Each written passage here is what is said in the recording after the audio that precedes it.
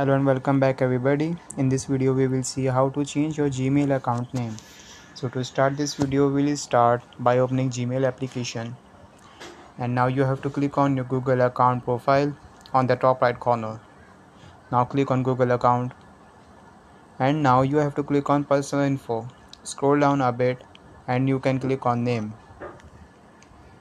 Now you have to click on the arrow of name. Now you can change the name. Now here click on save. Wait for a few seconds. Ignore this error and go back. Now here, as you can see, my name is changed.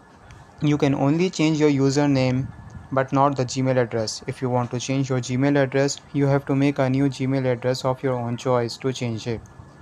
I hope this video will help you a lot. If so, please consider in liking this video and subscribe this channel.